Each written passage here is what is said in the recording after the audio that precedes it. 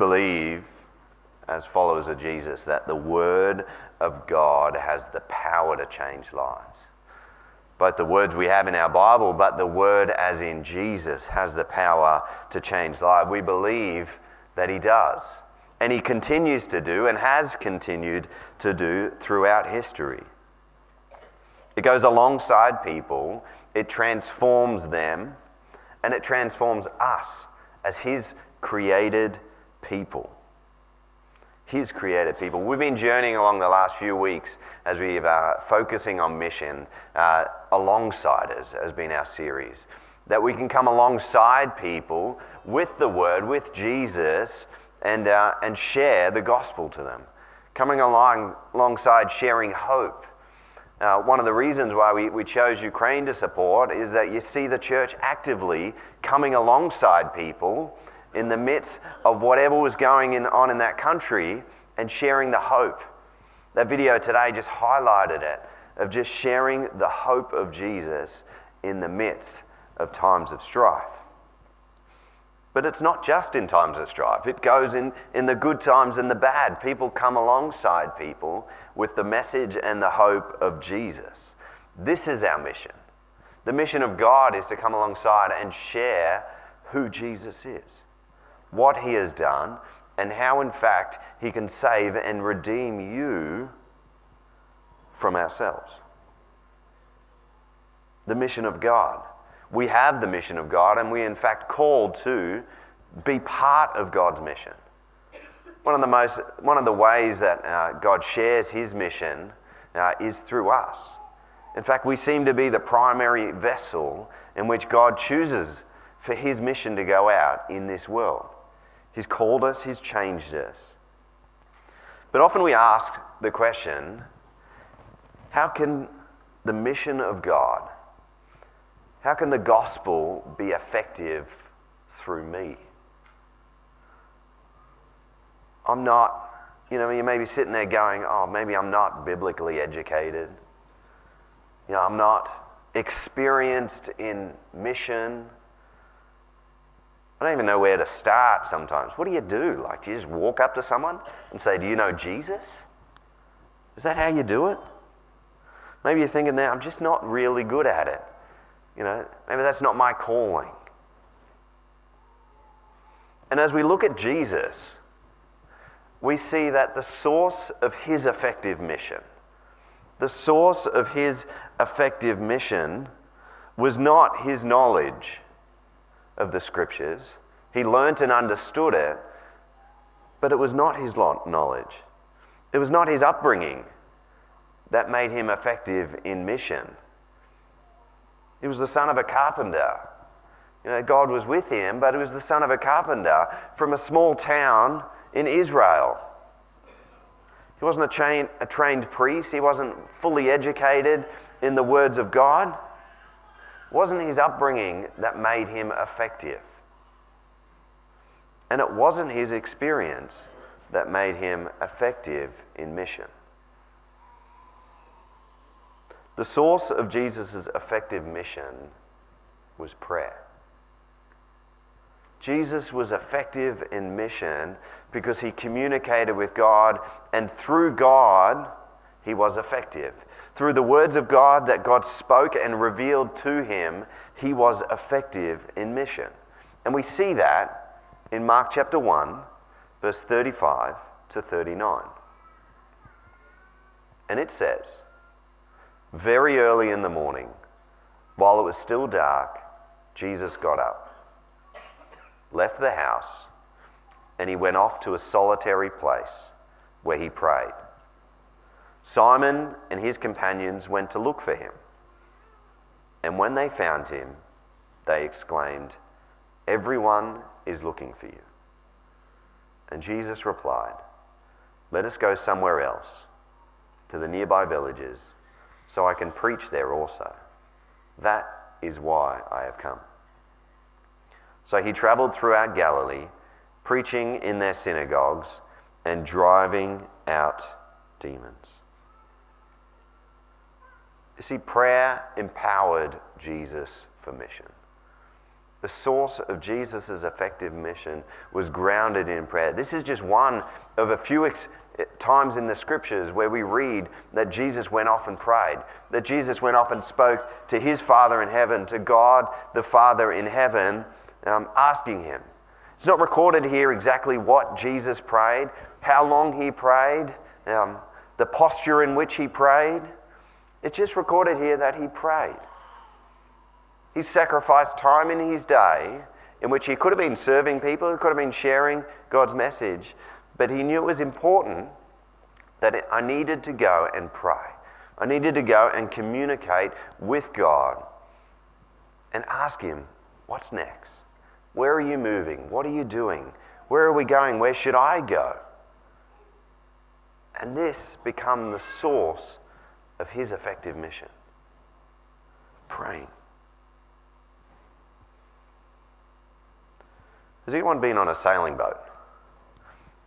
There's a few people here. Yeah.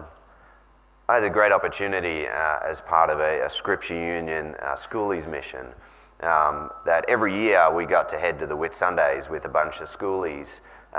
And so for a few nights we got to stay on sailing boats and sail around the Whit Sundays Islands. It was a hard mission experience. Yeah. But it was just great to be out amongst the islands in the sailing boat, and it's quite protected amongst those islands. But what you did as you reflected there, you go, okay. There was often times when there was enough wind that they could put the sails up, and it was exciting. And when the wind propelled and took the sailing boat, the power that it had, the wind, was incredible. Now, if you're in a sailing boat, most of the time in the Whit Sundays is they've got the engine on and you're just kind of cruising around the islands. But if they turned off the sailing boat and they were ready and waiting for the wind, you didn't go anywhere. You just kind of sat there and you were just going, okay, where's the wind? Are we waiting for the wind? You're almost praying for the wind. You're going, come on, God, bring the wind and propel us forward. God's mission is a little bit like that. God's mission needs some sort of driving force. It needs something to propel us forward. A boat doesn't go anywhere without a driving force, whether it's the engine driving and propelling it forward, or the wind beneath the sails propelling it also forward. If you just left a sailing boat in the water without any driving force, it would just be washed back and forth by the waves. It would be taken by the current or wherever the water was going, and it would just be taken. It would not end up in the area in which you went to go. If you jumped on the boat and just said, okay, I want to go over there, and you didn't do anything, you didn't put the sails up, you didn't manipulate, get the wind and catch it in the right direction, put the engine on, you'd probably end up over there. And we see that when Jesus was in mission, he was quite intentional in where he went. He didn't often stay in one place at a time, but he had a driving force to propel him forward for his mission. That driving force for Jesus was prayer. Propelled him forward in the mission, allowed him to achieve what God wanted to do through him. And this prayer was his communication method. God communicated where he should go. And the same can be for us. Prayer can empower us for mission. When we go out to share the gospel on our front lines or amongst our family and our friends, we can have all the great intentions. We can have all the best people around us. You can get the best group of missionaries, the most effective people, people that are steeped in knowledge, they have the best methods, they have the best understanding, they have everything and every tool that they have. But without prayer, we are not effective in mission. How can we Without prayer, we're not effective. We need to be communicating with God. Because when you go out and when you share the gospel, most of you have experienced the struggles in that. It's not easy. You don't just walk out the building here and go, would you like to accept Jesus? And everyone goes, yeah, I'd love to. And then they come into the church. Wouldn't that be great? There's struggles in mission. And we need to communicate that struggle with God. We need to communicate that struggle. We need to plead with God for people's salvation. We have opportunity through prayer to ask people ask God to save people. Ask God to save and transform people. Transform their lives. Now, I've got a journal that sits in my office that I often write down prayers and plead with God, especially for salvation as I'm going through. And some of the prayers that I've written down over the last couple of years are incredible. So on the 12th of the 5th, 2021, I've got a journal entry here where I'm praying and I'm pleading with God for a few different people. And there was people that we were communicating with and praying with, and they were right on the edge of making a decision. They're right on the edge, and this is what I wrote with God. I said, motivate, and then I named the people. Motivate them to see that you are the Son of God. To see that you are the one that removes all sins. And then in an entry on the 9th of the 6th, 21, I said, I pray for, named them, I pray for them to make a decision to follow Jesus and to take it seriously. They're not eloquent, they're not amazing words, there's nothing special about those words. But as I was sitting there praying, I'm going, I need to pray this. I need to allow God to do the work for me. And I can say that the two people there that I was praying for have made a decision to follow Jesus, and God answered that prayer.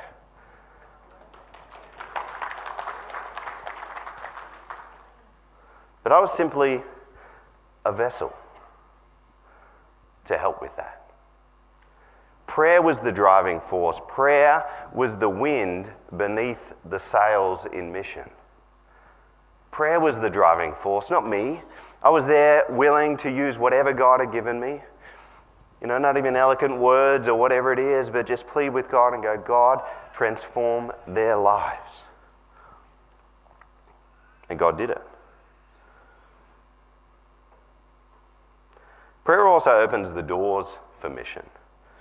As we look at this passage, as Jesus gets up and prays, we see that God shifts his location.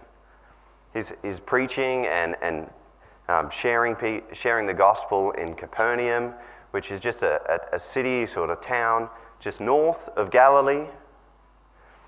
And there's plenty of people, there's drawing crowds, but God says it's time to move on. It's time to go out into the smaller towns. It's time to go out and share the gospel amongst other people.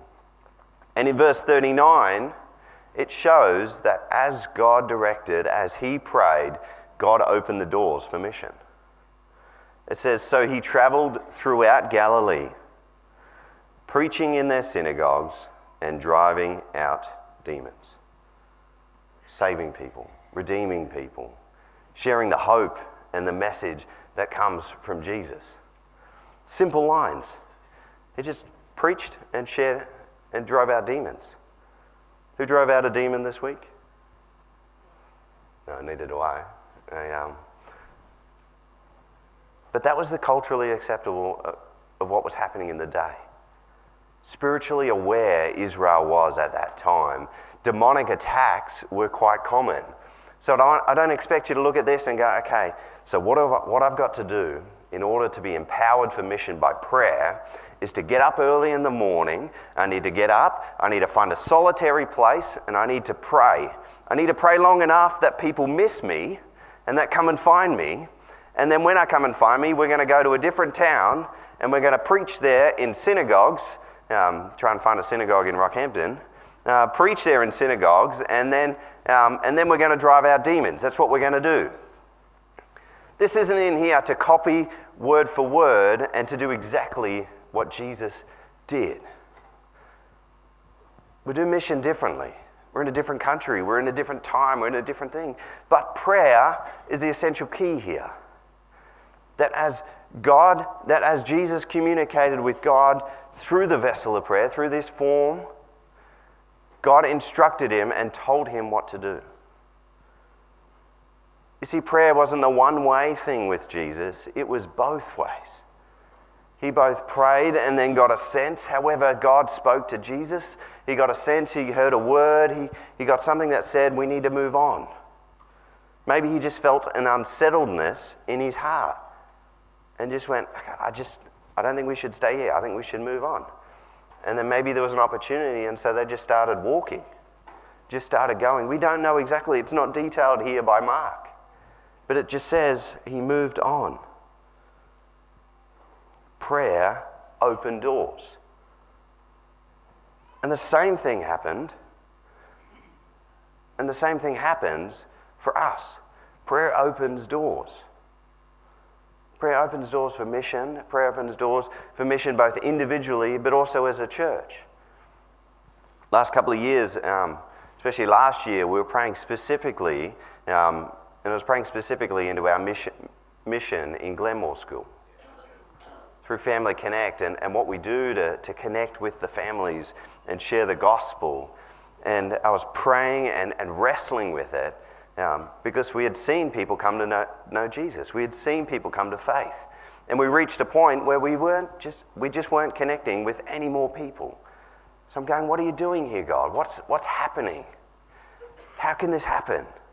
And so we prayed, and then God revealed that we should shift the focus from a dinner, from a meal, towards coffee.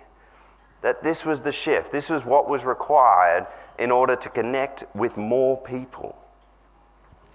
And this wasn't driven out of a great idea or method seen before. It was driven out of prayer. I record a journal entry I have here on the 11th of the 5th, 22. It says, "Teach us your ways. Show me your methods. How do you want us to minister? How do you want us to be a gospel presence in the community? Should we shift our focus of Family Connect? Can you show us the fruitful method into the future? Lord, guide us. Guide me as your servant. Protect me. Strengthen us. Help us to become fruitful." And so as a team of us met together, we connected and we went, how do we do this? What's happening? What's God doing? And trying to listen to where God is leading. Out of there birthed this idea of coffee. And we're still realizing the full strength as we get back into Glenmore. We're still realizing how we can actually do this and how we can do it effective. But we've seen God there. He's opened the door for mission.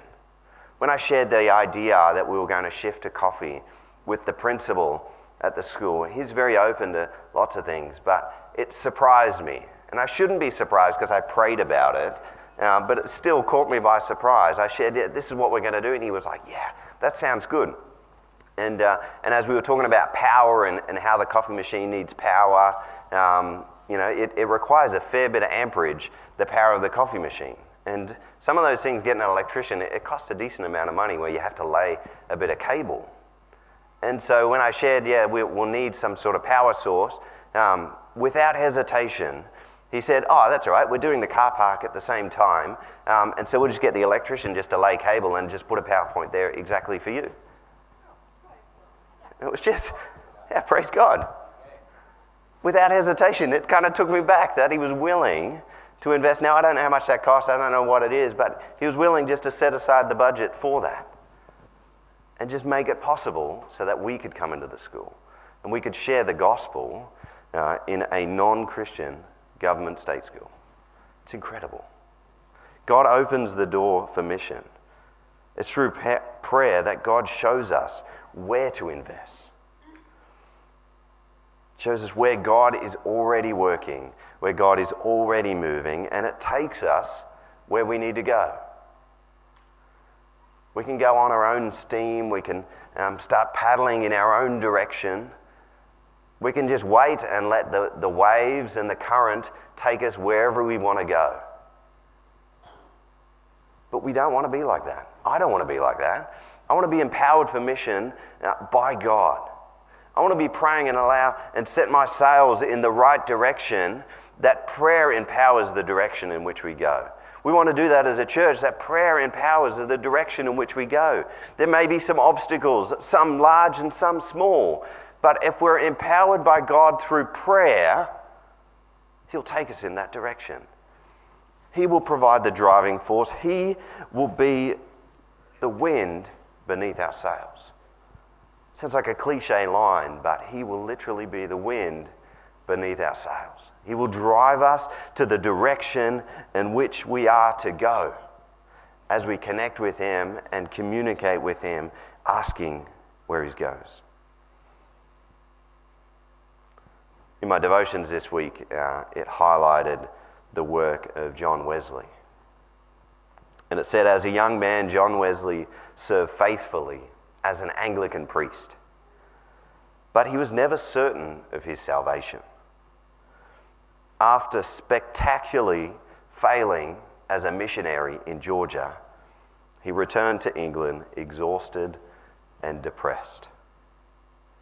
That was until the 24th of May, 1738, 285 years ago, where he reluctantly attended a Moravian worship and prayer meeting in Aldersgate Street, London.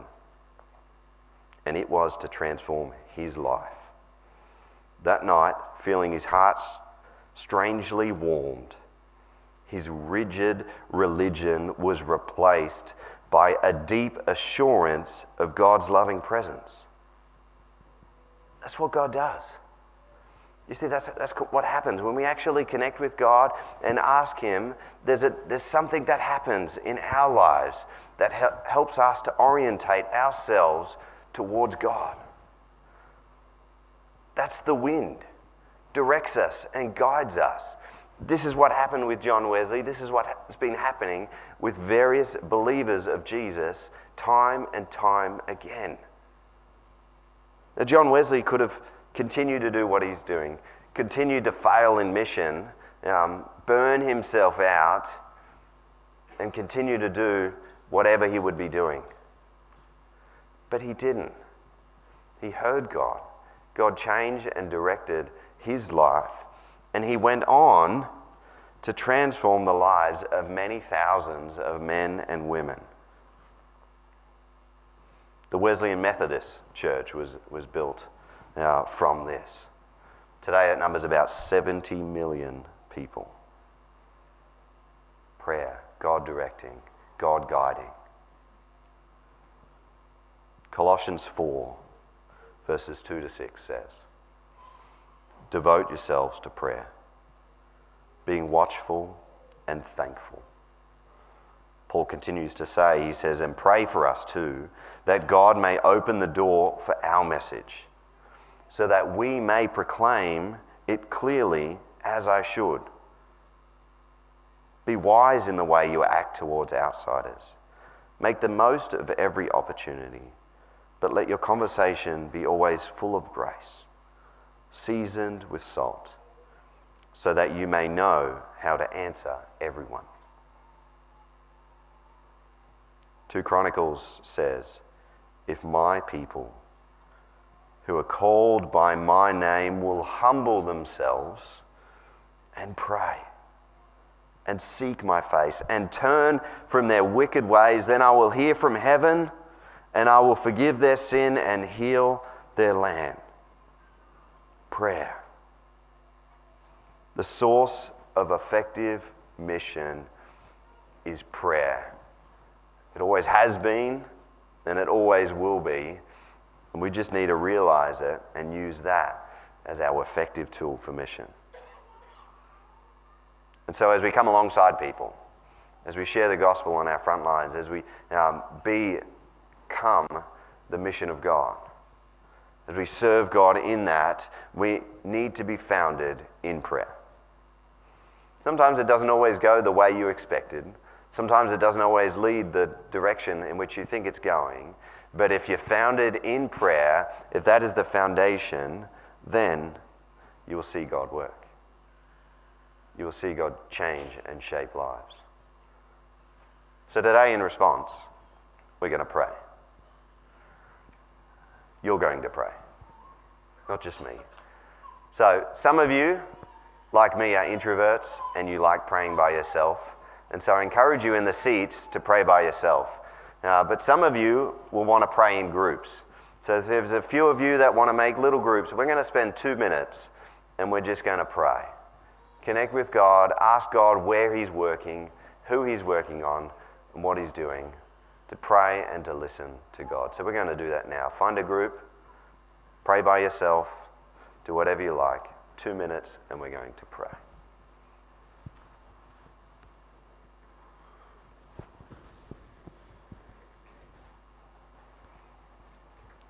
After reading Luke chapter 2, on the 17th of the 11th, 2021, I prayed, Dear Lord, You are the God who redeems and saves His people. This is part of Your desire from the beginning, that You always wanted to know us and bless us. Lord, help us as Your people to understand the depths of Your salvation. Understand the lengths that You went to maintain Your character and redeem us from our sin, our choice to disobey. Lead us back to You. Lord, please continue to direct and guide our church. Help us make decisions according to Your will and plan. Open our eyes to see You. Open our hearts to receive You. Amen. Amen. Allow God to be the wind that empowers you for mission this week.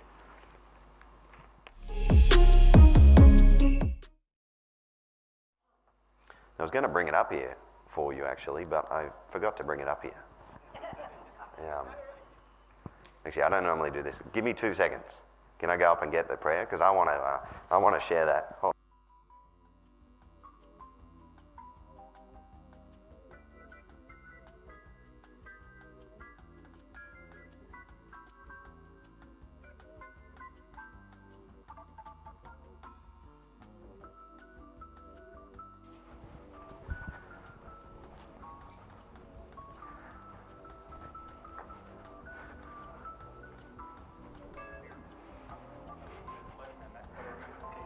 The key things. There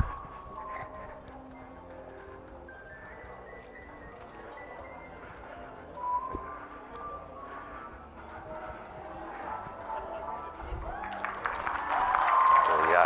Oh. Yeah.